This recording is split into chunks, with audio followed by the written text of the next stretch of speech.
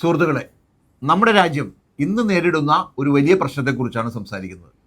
വിദ്യാഭ്യാസം, അധികാരം, പിന്നെ അതിൻ്റെ പേരിൽ നടക്കുന്ന വഞ്ചന.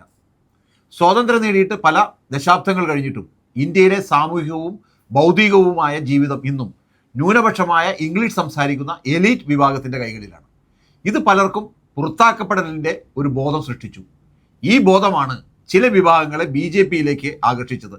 ഞങ്ങൾ ഈ എലീറ്റിനെതിരെ പോരാടുന്നു എന്നതാണ് അവരുടെ വാഗ്ദാനം. ശരി, ഒരു നിമിഷം അതിനെ ശരിയെന്ന് നമുക്ക് കരുതാം. അപ്പോൾ ഈ എലീറ്റ് ആധിപത്യം തകർക്കാനുള്ള ശരിയായ വഴി എന്താണ്? അതിന് ഒരേ ഒരു മറുപടി ഉണ്ട്: ഗുണമേന്മയുള്ള വിദ്യാഭ്യാസത്തിൻ്റെ ജനാധിപത്യവൽക്കരണം. അതായത് ഉയർന്ന നിലവാരമുള്ള വിദ്യാഭ്യാസം കുറച്ച് ആളുകൾക്ക് മാത്രമല്ല, സമൂഹത്തിലെ എല്ലാവർക്കും ലഭ്യമാക്കുക. കൂടുതൽ കോളേജുകളും സർവകലാശാലകളും തുടങ്ങുക. സാധാരണക്കാരുടെ കുട്ടികൾക്ക് അവസരം നൽകുക. പക്ഷേ യാഥാർത്ഥ്യം എന്താണ്? ഇന്നത്തെ ഭരണകൂടം അത് ചെയ്തിട്ടില്ല. അവർ ചെയ്തത് അതിൻ്റെ പൂർണ്ണ വിപരീതമാണ്. ഗുണമേന്മയുള്ള പൊതുവിദ്യാഭ്യാസത്തെ തന്നെ തകർക്കൽ.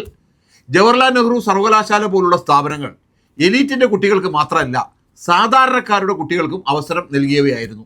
അത്തരം സ്ഥാപനങ്ങളെ ശക്തിപ്പെടുത്തുന്നതിന് പകരം അവയെ ദുർബലമാക്കുകയാണ് ചെയ്തിരിക്കുന്നത്.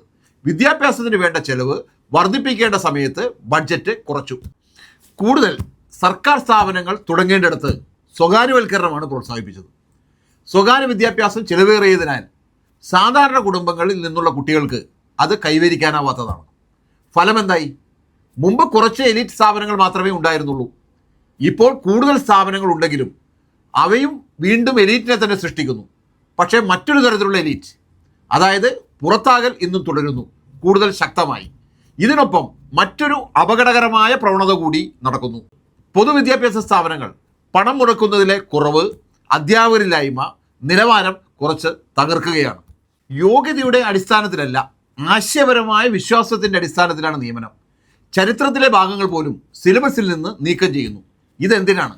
കാരണം ഇന്ന് വിദ്യാഭ്യാസം എന്നത് അറിവ് നൽകുന്നതല്ല, തൊഴിൽ നേടാനുള്ള കഴിവുകൾ മാത്രം നൽകുന്നതാണ് ലക്ഷ്യം. സമൂഹത്തെ വിമർശനാത്മകമായി മനസ്സിലാക്കാൻ സഹായിക്കുന്ന പഠനം അപ്രത്യക്ഷമാകുന്നു. ഒരു പ്രധാന വ്യത്യാസം ഇവിടെ മനസ്സിലാക്കണം. ഇൻ്റലക്ച്വൽ സമൂഹത്തെ ചോദ്യം ചെയ്യുന്നവർ, ഇൻ്റലക്ച്വൽ വർക്കേഴ്സ് സിസ്റ്റത്തിനായി ജോലി ചെയ്യുന്നവർ.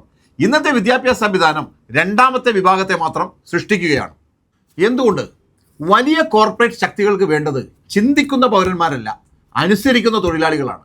ഇതിൻ്റെ ഫലമായി വിദ്യാഭ്യാസം ഒരു ചരക്കായി മാറുന്നു, വാങ്ങി വിൽക്കുന്ന ഒരു വസ്തു.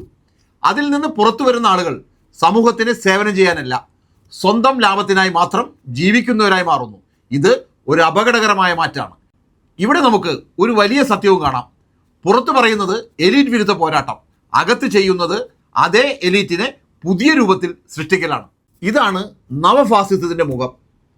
ഇത് ജനങ്ങളെ ആകർഷിക്കുന്നത് സമത്വത്തിൻ്റെ വാഗ്ദാനങ്ങളിലൂടെയാണ്. പക്ഷേ അധികാരത്തിലെത്തിയാൽ അത് ഏറ്റവും ശക്തമായ സാമ്പത്തിക വിഭാഗങ്ങളുടെ താല്പര്യങ്ങൾക്കാണ് സേവനം ചെയ്യുന്നത്.